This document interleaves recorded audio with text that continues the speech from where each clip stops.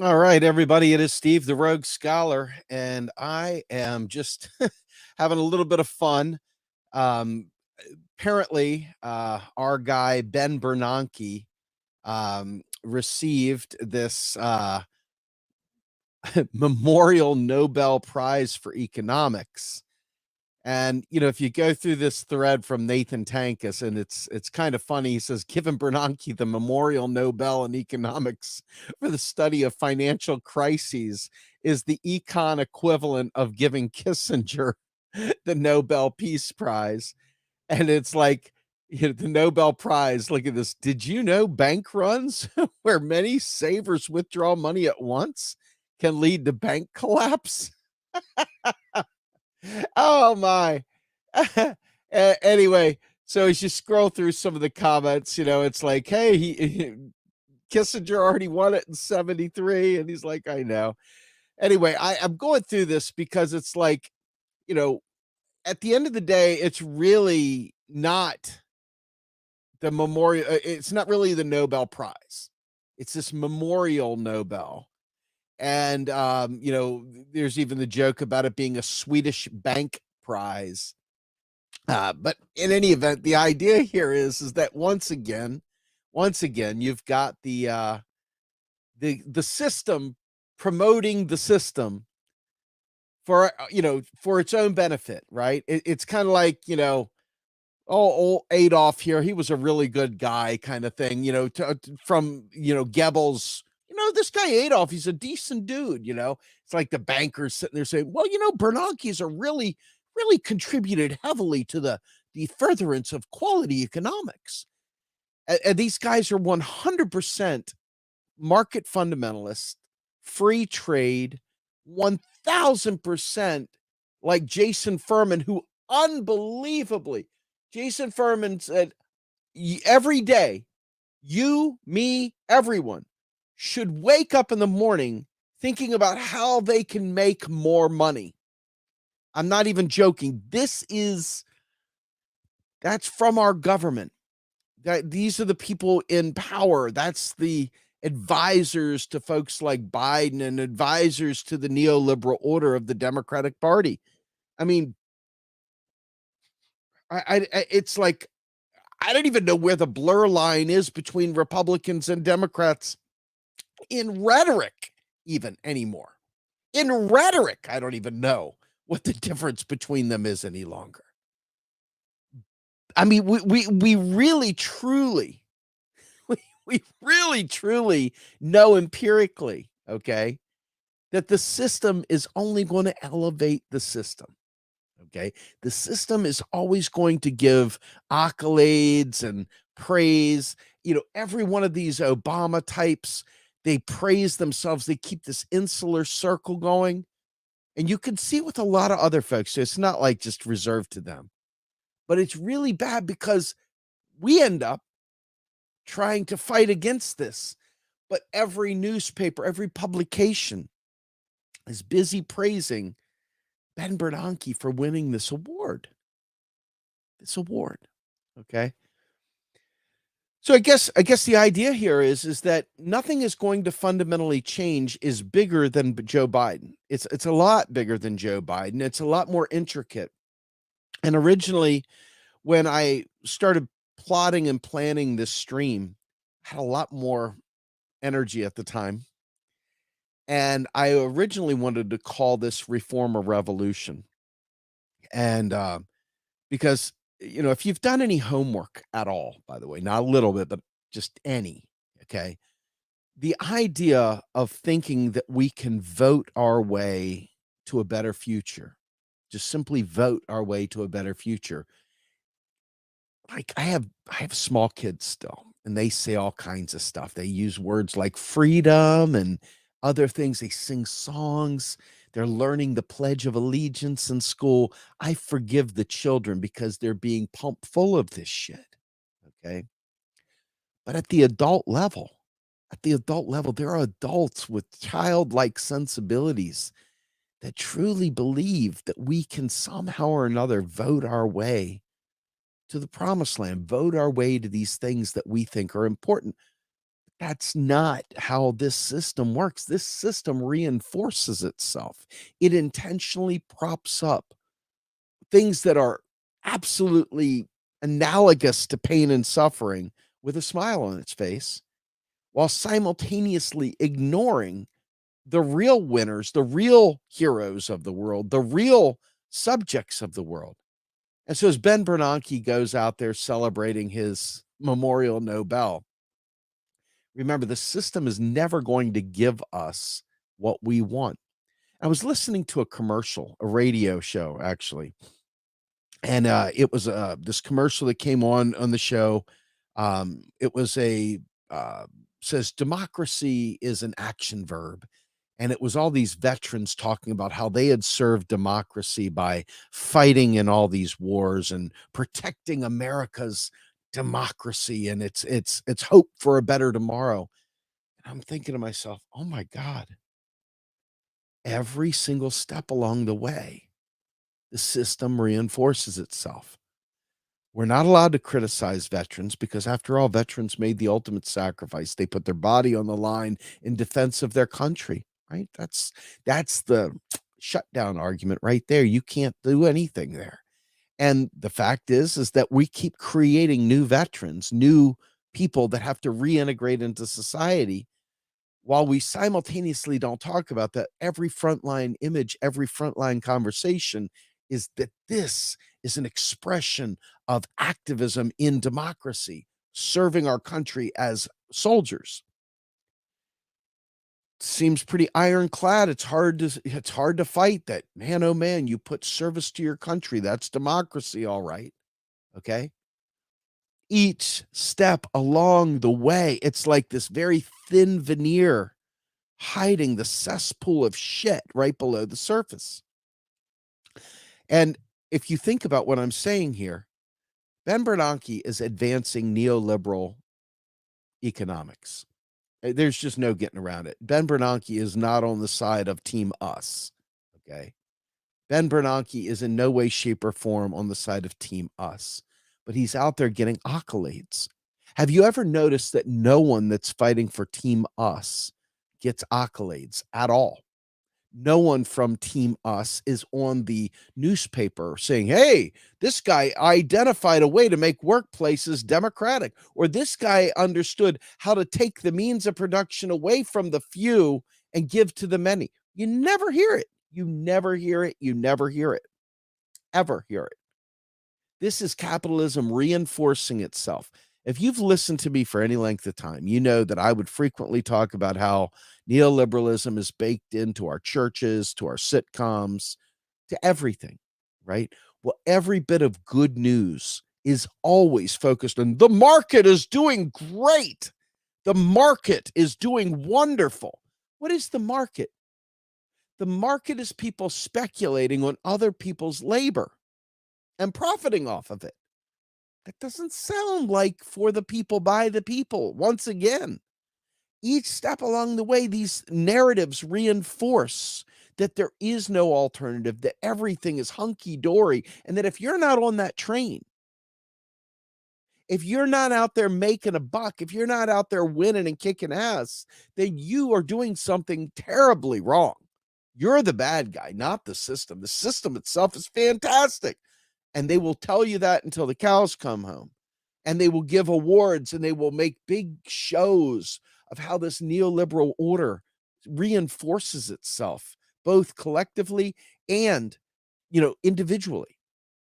I think that as we go forward and look at the coming elections, you know, I have this terrible feeling that the mask will be so far off. The mask will be so far off that anything that you see, it's just going to be one gigantic gaslight. And the idea that somehow or another, something fundamentally changed with ending speculation, without propping up Wall Street, without literally kicking the little guy, while this whole central bank fiasco of raising interest rates when they know goddamn well That's not helping a single person. Not helping a single person. And yes, totally off topic, completely off topic, but let's just say it right now. Happy Indigenous Peoples Day, folks. Every day should be Indigenous Peoples Day, folks. But since the society is declared, or the powers that be have declared this to be Indigenous Peoples Day, whoever had the authority to create such a day, happy Indigenous Peoples Day.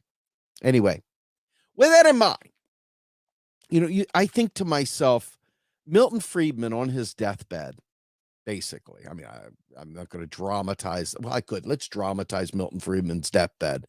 He laid there and says, "Oh, forget Woodrow Wilson having his deathbed confessional about hating the fact that he did the Federal Reserve. I'm going to have a deathbed confession." And this is a legit one, by the way, even though he probably wasn't on his deathbed, where I am going to admit that quantity theory of money is complete bullshit. Milton Friedman did that. But you see every sycophant talking about quantity of money and printing money and creating inflation, doing this stuff. Well, Bernanke, who just won this award, is one of those guys as well. And as you can see from Jerome Powell, he's one of those guys as well. Okay? He's one of those guys as well. And so you never see anyone other than a capitalist on the television, ever. If you see Cornel West, it's like he's outnumbered by however many. And, okay, fine, Cornel West, cool. But you never see anyone other than that, right? You get a couple, they have a couple token, quote unquote, sort of socialist, democratic socialists that they will throw up there on these television shows, etc. But they're always in the minority. They're always the guy that everybody's like, "Tell us about this thing where we take care of the people." Right. Ha, ha, ha. It's always a mockery. It's always that. And, I've got 26 people watching this. I mean, it's putrid. It's horrible. I mean, thank you all. Thank you for number 27 now, too. But when these guys go live with Ben Bernanke, they're in front of millions. Millions of people. Millions of people are hearing the praise of this stuff. 27 people are hearing about this bullshit about Bernanke, neoliberalism, and quite frankly, Milton Friedman, etc. That's it. That's it. So the propaganda war isn't a war at all, right? It's not a war at all. They have conquered and they have taken over all things. Like literally, this is barely a protest doing this video because we can't, there's no solidarity in alt media. And there's no solidarity in this movement to help advance these things. There's no solidarity whatsoever. I mean, weirdly, after all this time, I don't know when YouTube came into existence, but weirdly, people still in the year of 2022 don't realize that on YouTube, smashing the like button and subscribing helps small channels like this get out. When people that know about the channel tweet these things out, it helps too. But all these years, the year of 2022, people still don't understand that I'm not one of these guys who smash the like button, subscribe, blah, blah, blah. I mean, I got it. Here, watch this, watch it. I can do it for you all right now, just so you can see that I, in fact, do have this thing. I can do it right now. Watch. Boom, boom, boom. All of a sudden, hey, guys, don't forget the bell, like, subscribe, and share this puppy. Become a subscriber, right? The fact is, we should know this shit by now. But there's 32 of us out there, and fucking Krugman and Furman and Bernanke, you name it. They have the apparatus of the establishment pumping out the anti-this out to the masses. And yet the people that are supposed to know this stuff won't help share it. I kid you not. We talk about revolution. We talk about all these bold things. Don't vote for Democrats because we've got a revolution to tend to. Well, folks, you're not doing it. You're not doing even the basic stuff that doesn't require you taking a day off from work to go put your fist in the air at the protest. We're not talking about you even donating money. We're talking about free, smash, share, etc. Even that small piece of revolutionary behavior. Doesn't happen. It's kind of hard to blame. I mean, I blame them fully. Okay, but it's kind of hard to blame politicians for not taking any of this stuff seriously, for not really, really feeling the pressure to change, to not do anything different, because we, the people, won't do anything different. We won't do anything different at all.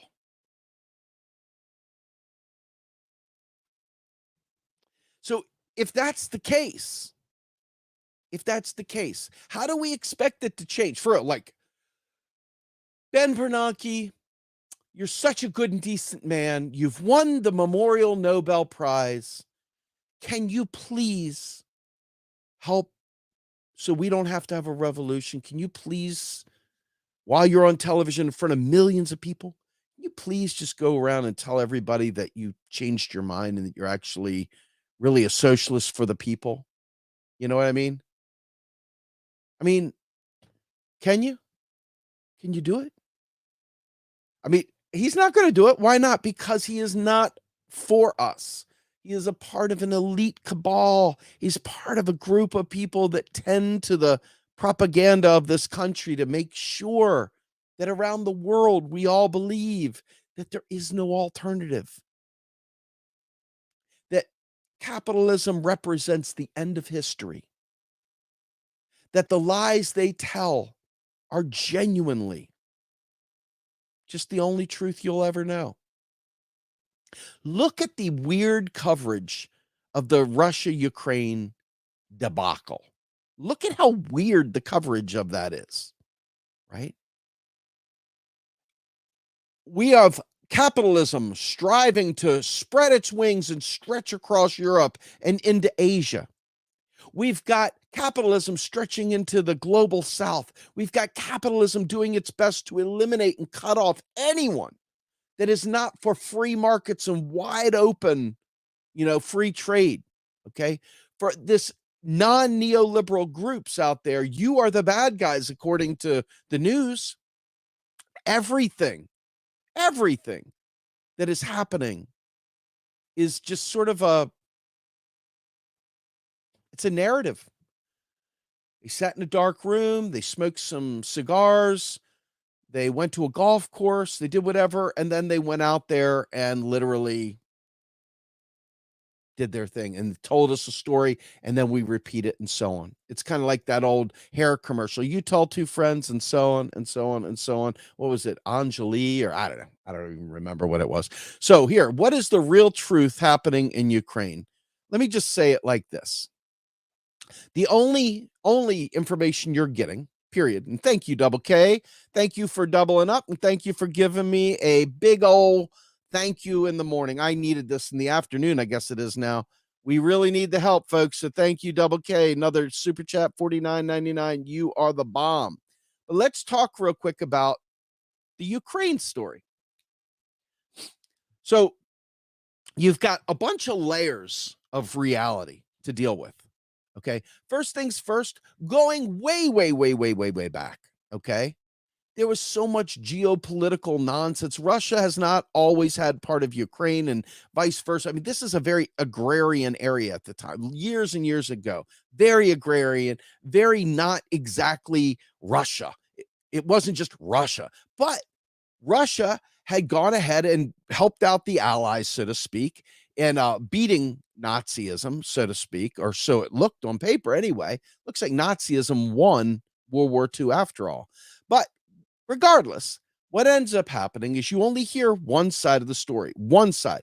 You've got GQ magazine and all the other ones covering Zelensky. And then what you end up having on the other side is a failure to talk about NATO, a failure to talk about U.S. imperialism, a failure to talk about any of the covert wars and all the other things that are going on. Now, this is not about the Ukraine people, and it's not about the Russian people. This is about geopolitics. I don't really care one way or the other how it goes. I'm anti-war to begin with, period. So it doesn't really much change anything for me.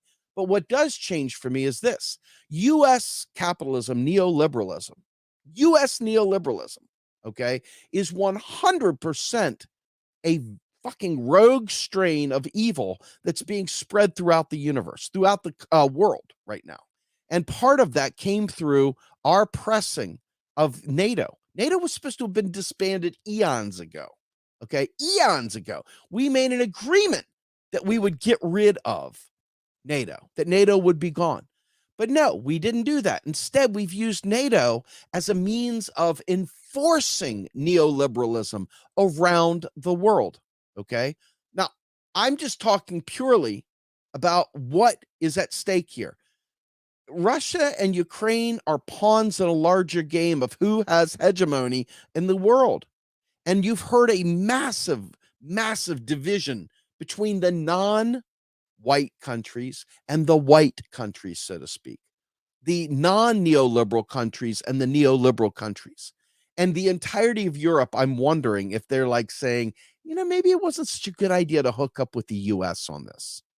Okay. As the Nord Stream 2 was blown up mysteriously, right? That's not what this talk is about, but in a way it kind of is, because the whole concept of all the narratives that we're told are told through the lens of neoliberalism being the ultimate positive thing in the world, the best possible thing in the world. That is like literally how it is put out. Okay. But the fact of the matter is that we know for a fact that neoliberalism is the ultimate plan. It is corporate. It is proto-fascism, really. I mean, we are talking about the merger of corporation and state, and the corporation being above the state, the corporation being the one advising the state, the corporation having more access to the state, making all the decisions for the state while we sit there and just accept whatever comes their way. This is why there's no real intervention blocking the constant rate hikes that are going on at the Fed, even though they've already proven this inflation thing's a big scam. Look, gouging, all kinds of other monopoly behaviors, all that stuff has been put out there and it's been hidden just to perfection by the neoliberal class, by these rulers, these ruling elite. And that, my friends, is exactly what's going on with Russia and Ukraine right now. It is a battle between neoliberalism, NATO, and non-neoliberalism, Russia, China, Iran, the global South, you name it. And because people don't like Putin, and fuck, Putin's an oligarch, just piece of shit like every one of them, right? There's nothing good about Vladimir Putin, no matter how much you want to hate the United States. He sucks. But sitting there propping up Zelensky is like it's ridiculous. It's ridiculous. It's the advancement of neoliberal capitalism. It's the advancement of unregulated markets. It's the advancement of the war machine. It's the advancement of all kinds of evil. It's not about Ukraine and Russia. It is about neoliberalism circling the wagons. Thank you so much, Virginia. I really appreciate this super chat. Once again, she says, without looking at Ukraine and its full historical context, they'll always get it wrong. That's absolutely correct, too. I talked to Esha from Leningrad, actually, for a couple hours the other day. Unfortunately, I'm not sure if it will ever make it out to podcast at this point, simply because it's kind of hard to record when you have to go through a VPN when you're in a foreign country. And that's what we ran into.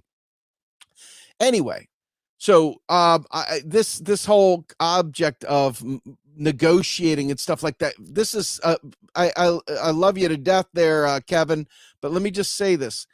It's not about Russia and Ukraine finding peace with one another. There is a goal here. Russia knew point blank that the US was trying to use through proxy measures to expand the role of NATO into and up to and including into Russia's former borders, to right along the edge allow United States to have nuclear weapons and other things. It did not want that. I'm not here to defend Vladimir Putin. I'm here to simply talk about the geopolitical struggle that's going on. You don't have to like it. I didn't create it. I certainly am not at war. I'm just giving you the way it is. And so the history of Ukraine and Russia is very, very important, like Virginia said. And I think it's very important that um, we not allow ourselves to uh, turn a blind eye to neoliberal capitalism because it's draped in the red, white, and blue. Okay. This is one of the key things that I find very troubling is in order for us to extract ourselves from this mindlessness of the propaganda machine that they keep pumping at us. Okay. You've got to have some sort of core base, some sort of a analytical framework to keep you moored to the realities that, are going on. And, I know that there are some people out there that complain about historical materialism and so forth. I'm not even going to go down that path too far, but I will just tell you that in order to understand anything, you've got to understand the context and the time frame which it's happening. Okay. And you've also got to understand all the different levers that have been at play. You've got to understand what exactly is it that is the goal here.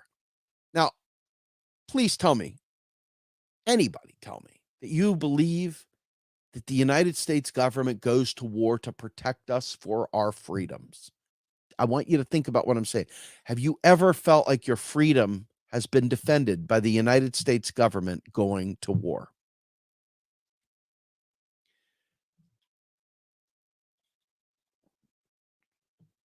Anybody? Nope. Me either. Right. I see absolutely no relationship between protecting my democracy, my freedom, my anything with the war that we get into. Nothing. Zero. So with that in mind, you got to ask yourself, what is the point? And one of the things that I've pointed to many times goes back to the writings of Vladimir Lenin, and it talks about how empire is the highest stage of capitalism, okay? And imperialism is the highest stage of capitalism. And in that great book, by the way, it was written at the turn of the 19th century or 20th century, okay? In that pamphlet, book, whatever you want to call it, if you read, it will sound almost as if you're reading a newspaper from today. Yes, it would be very safe to say Zelensky is a neoliberal. Um, but if you read it, you can see what finance capital does and how it does it and how it's done it since the dawn of time. But you don't see that. Virginia, if you are still out there, please give here. No, give me a second. I'll pull this up. Let me see if I can find it. Imperialism. Yeah, there we go. Let me share my screen here with you. Boom, boom, boom, boom. Boom, boom. So here we go. I don't know whichever one it is. There's Amazon, Amazon, Amazon. Let's go to Abe. Abe Books. And it's like imperialism, the highest stage of capitalism. It deserves 5 stars. But anyway, point is, you can get this book for pretty cheap. Get it for new for under $11, and you can get it used for about the same, I guess, huh? Interesting. Well, you can also get it on audiobooks out there. If I look, it doesn't really give any choices there. But anyway, if you look through here, let's see what it says. Synopsis. Here, let's see what they have to say. This transformation of competition into monopoly is one of the most important, if not most important, phenomenon of modern capitalist economy. During the First World War, Lenin found himself isolated, but he was not afraid to fight against the stream. He dedicated all his strength to educating and training the Bolsheviks on the basis of the genuine ideas of Marxism. His masterpiece, Imperialism, the Highest Stage of Capitalism, is an immortal monument to his work in the vital field of theory. No book has ever explained the phenomena of modern capitalism better. Indeed, all of Lenin's predictions concerning the concentration of capital, the dominance of the banks and finance capital, the growing antagonism between nation states, and the inevitability of war arising out of the contradictions of imperialism have been shown to be true by the entire history of the last 100 years.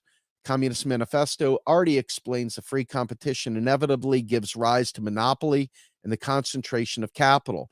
In a few giant enterprises, however, this process did not culminate during the lifetime of Marx and Lenin, was a position to analyze it in great details. Using the vast amount of statistics at his disposal, he outlines the process.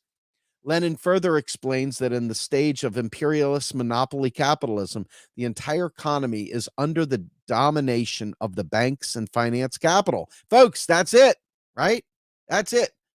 Today, over 100 years after it was first published, this domination is 100 times greater. Lenin's text therefore stands as required reading for anyone fighting to change society. About this title, maybe anyway. So I hope that if you get a chance, that you will in fact read that book. And I guess I didn't change. Oh yeah, you can get it from RP Bookshop. Well, shit on a stick. Sorry about that. But you need to be able to break away from your newspaper that is pure, unadulterated statecraft kind of, propaganda. Okay, propaganda all the way. And the fact is that I remember, and you all should remember, when Bernie Sanders was running and they tried to act like Bernie had been in cahoots with Russia because Russian trolls had created a homosexually oriented Buff Bernie coloring book where Bernie Sanders had the red, white, and blue and the rainbow flag, and he was like buff man and all this stuff, and it created all kinds of stir. And not with conservatives, ironically, neoliberal, centrist, Democrat garbage, right?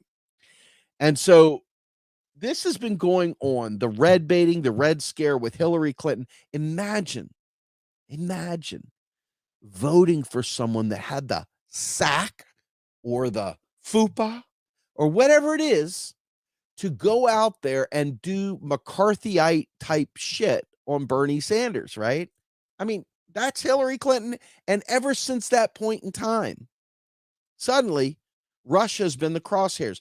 Hillary not getting the win over Trump really truly has set in motion one of the biggest cover-ups in modern history. I have no idea all the details of the political bullshit that went into Trump and Hillary. I just know for a fact that one way or the other, with the Assange stuff and releasing all the documents that show what a sack of shit the Democratic Party is and how evil Hillary Clinton is within that. Oh, whoa, Carol, a $50 super. Thank you so much. Awesome. Thank you. But if you go back to that, it has been a steady stream of them picking an enemy in China and Russia. Why is that? Let's talk about that. That's super, super important. What is the one place where we never have any resistance to new spending? Is it for healthcare? No, that's always resisted. Is it for welfare? That's always resisted. Is it for a job guarantee to eradicate unemployment? No, not so much. What do you think it is?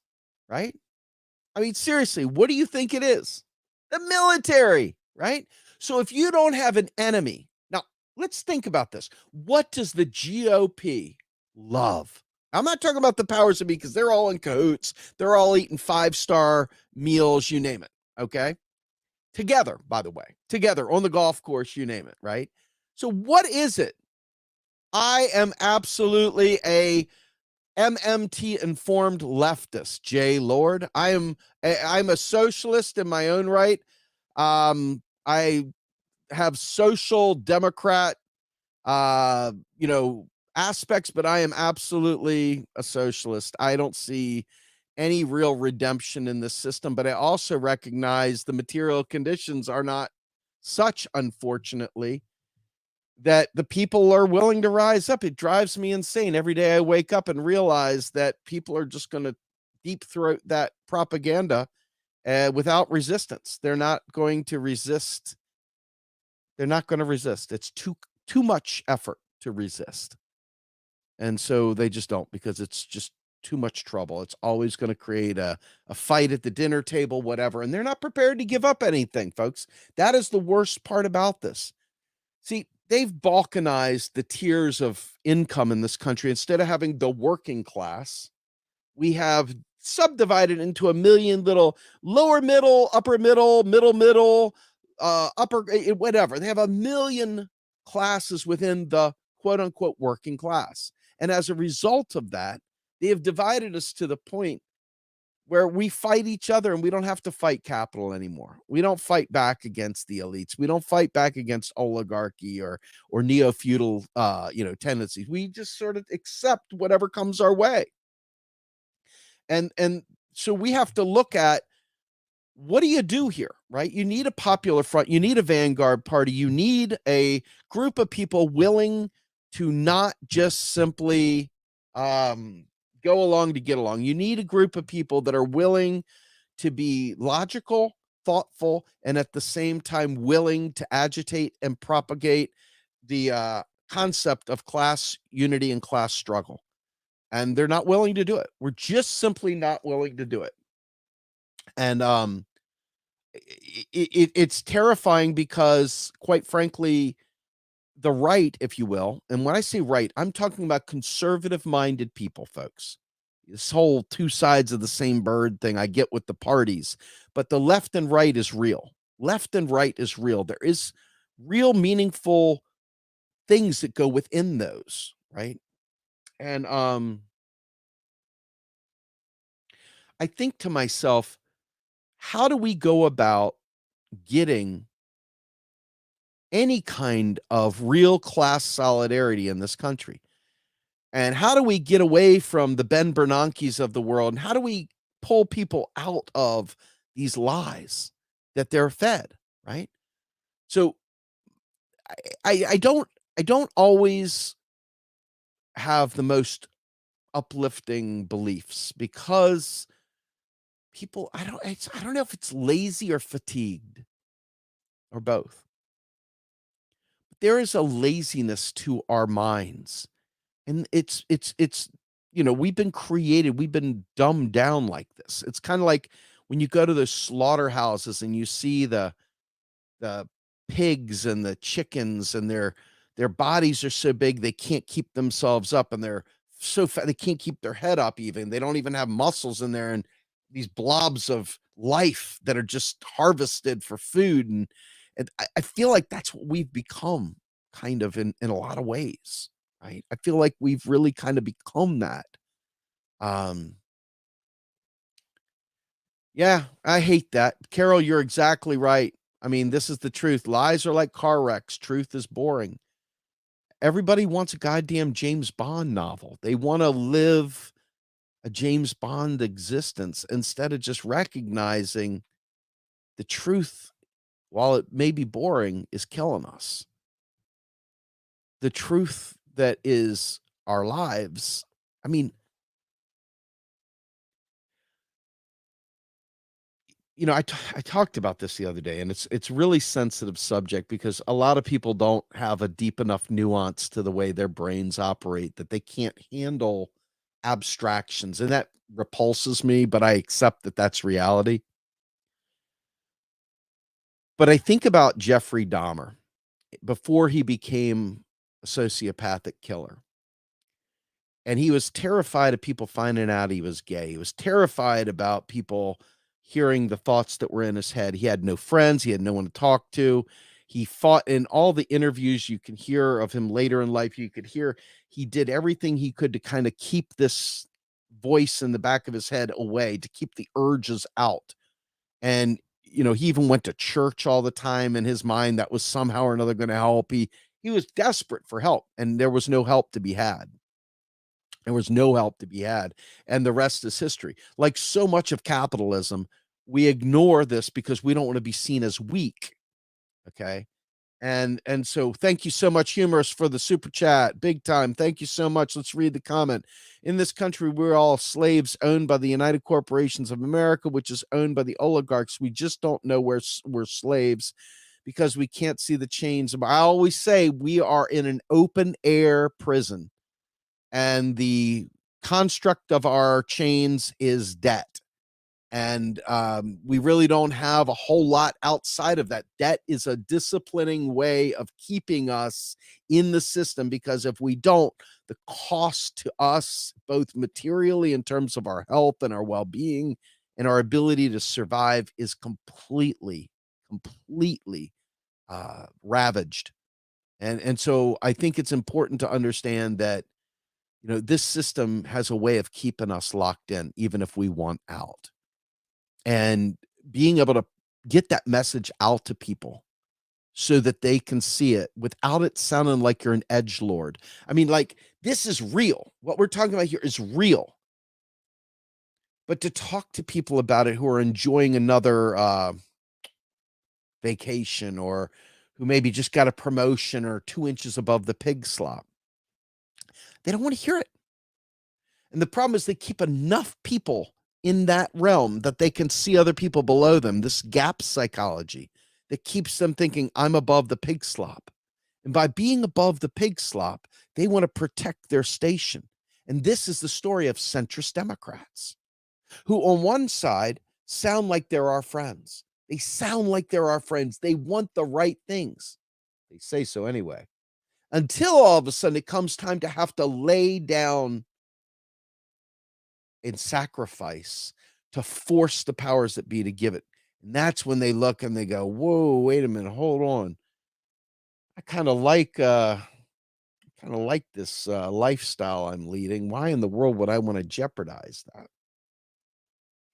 And so, lo and behold, like all revolutions that don't get started, the division of the classes, the division of the classes, which should only be one class, the working class. That class is so divided by extra perks. I feel like I need to say this repeatedly to make it stick, because it's not something I learned in high school. It's not like something I learned in middle school. It's something I only learned as I moved to the left and dug in and learned. And quite frankly, this system that we're in, this US based system, has always been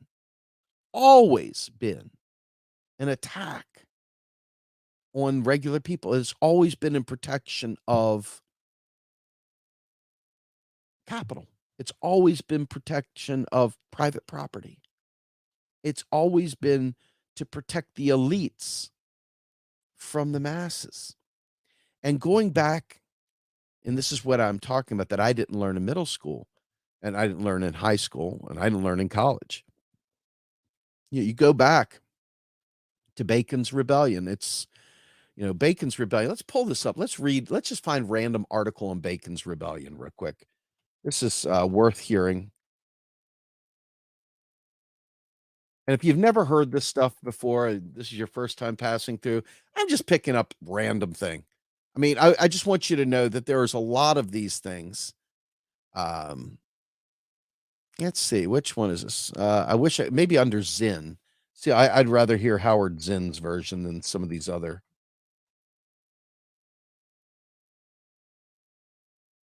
See what we got here. Well, I may not be able to do that. Tried, but may not be able to do that. Well, maybe. Here we go. I think I maybe can. So I'm going to share my screen with you guys one more time. Let's see if I can pull this up.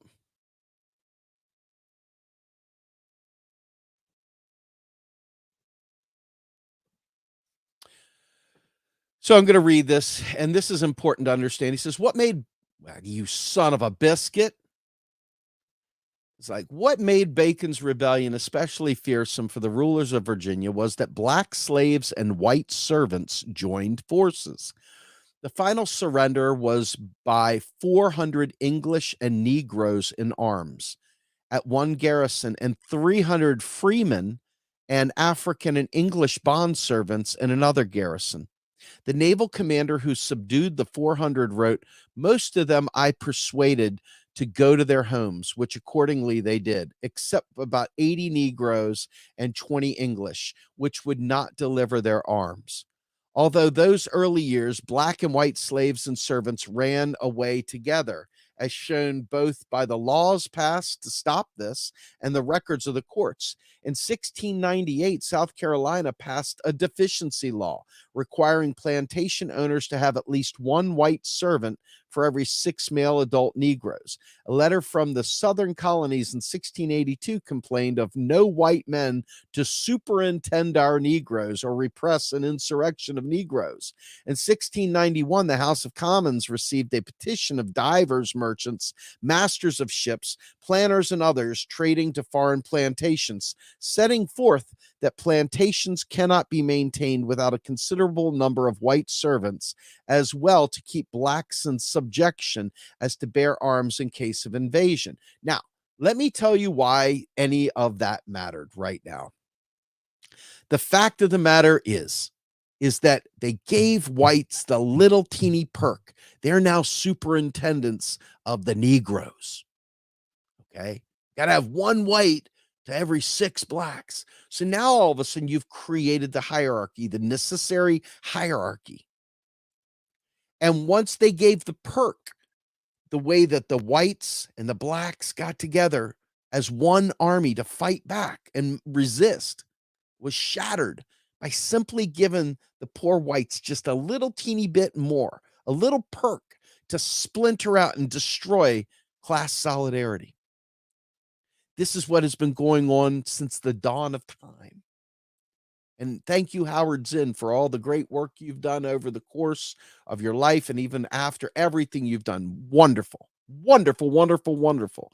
Appreciate Howard Zinn so much. Okay. So I want you to think about what I'm saying. Class solidarity is destroyed by the smallest of perks. Now consider the way neoliberal capitalism works by elevating certain people and keeping the divide.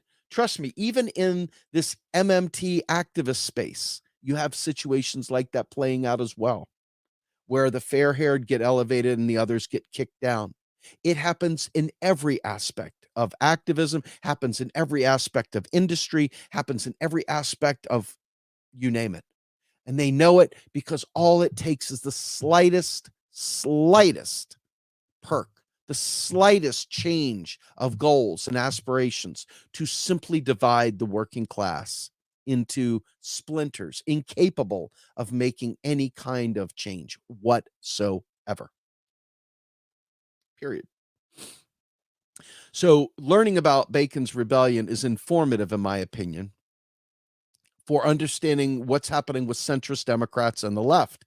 The poor, while we're always looking and wondering, hey, is this the time? Only to find out, no, it's not the time. It's never the time. It's always be patient. It's never the time.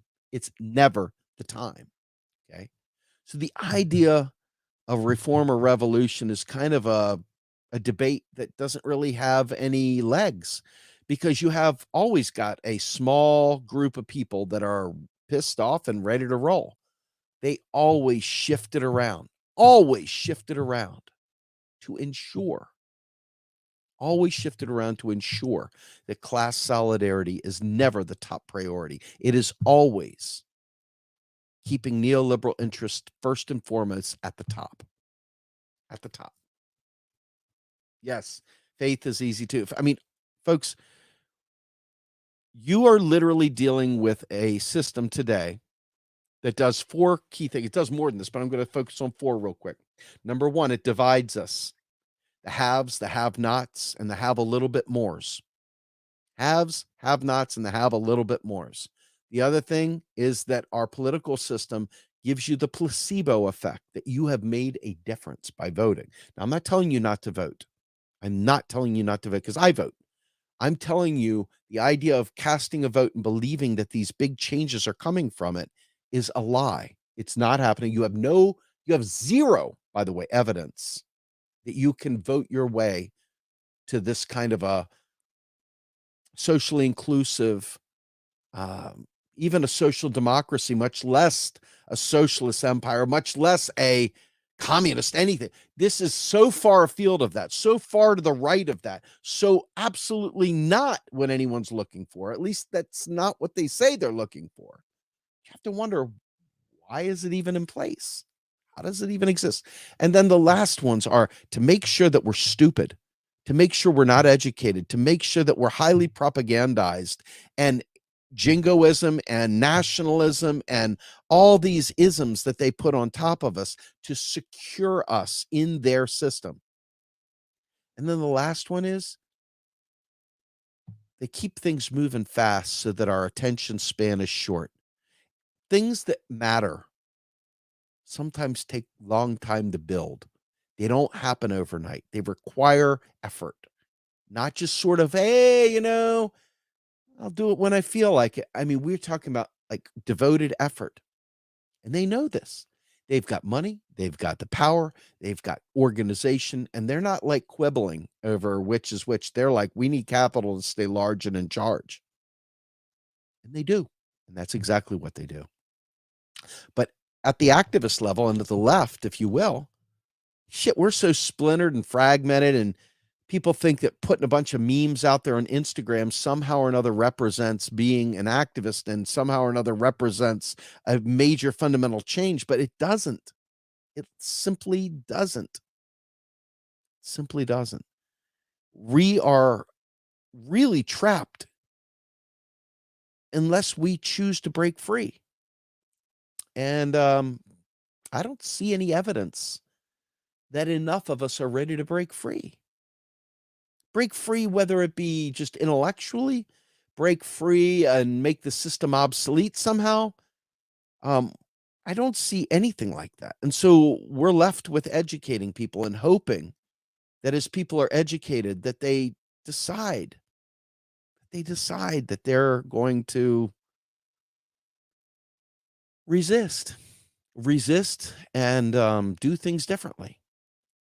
You know, I don't see that path though. It's not that I don't want that path. I want that path. I mean, I go live Monday, Wednesday, Friday here. I go live on Tuesday nights with Jordan. I go live I do a show on Sundays typically with Status Quo called Let's Get Ready to Grumble. I'm on as many shows as I can get on, whether it be Political Misfits. I go on Jen Perlman. I try and get on some of the larger shows, but they prefer to have people talk about economics that they don't necessarily know, talk about economics, whatever. I don't see any kind of alt media solidarity. I don't see Kropotkin is a anarchist, and his book of Bread, I mean, good stuff, but Kropotkin is an anarchist. I'm not sure I'm recommending him.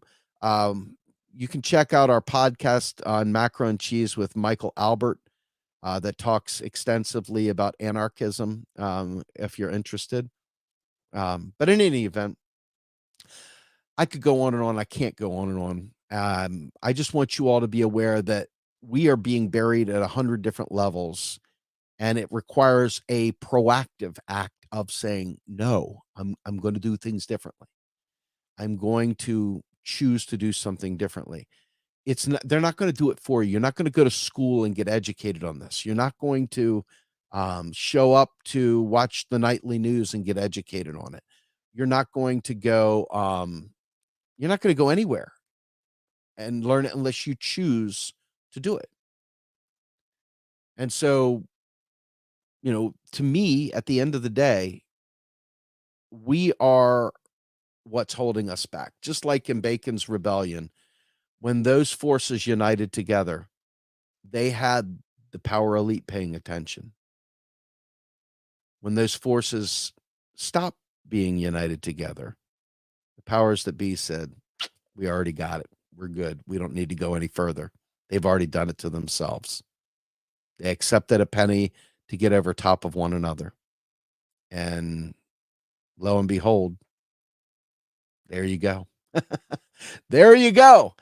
So anyway, with that, I am Steve Grumbine. I am the Rogue Scholar, and I'm going to do this one time. Please, folks. We got about 13,400 followers, subscribers on this channel. We have 130,000 stranded on Facebook, 130,000 freaking followers on Facebook, and we can't get to most of them. We have 13,000 on YouTube. Folks, help us get our people over here. We also have our Real Progressives YouTube channel as well. So you got Real Progress in Action and Real Progressives. This one we leave open for us to talk about pretty much any subject that we need to talk about. But over there at Real Progressives, it's largely education. So if you want education and editorial, you'll find it here. If you want education, you'll find it over there. And you need both. So with that, I'm asking you all, please consider following us, become a donor, become a volunteer, become any number of things. Just be part of us. Come join us. We need your help. We need you to help us wake people up, shake the structure up, be part of educating others. Join us learning, reading, doing book clubs, stuff like that. We've got a Howard Zinn, People's History of the U.S. Book club coming up shortly. We'll be also doing Randall Wray's book, Making Money Work for Us, book series as well. And this is Macroeconomics, Modern Monetary Theory. Yeah, we've got a lot going on, but we need you. You're the missing piece there. So by all means, subscribe, become a part of what we're doing. Help us. We need help. We need help, folks. God, we need help, folks. We need help. We need help. We need help. This is an advertisement. We need help, folks. We need your help. We need help badly. And we need some people that are outgoing and willing to be kind of out there, because we've got a lot of introverts manning the internal part of the org. And we need some extroverts to help us outside of our protective cocoon. So with that, folks, I am Steve Grumbine, and I am the Rogue Scholar. And I hope you guys enjoyed today. But for this Grumbine, I am out of here. Yeah.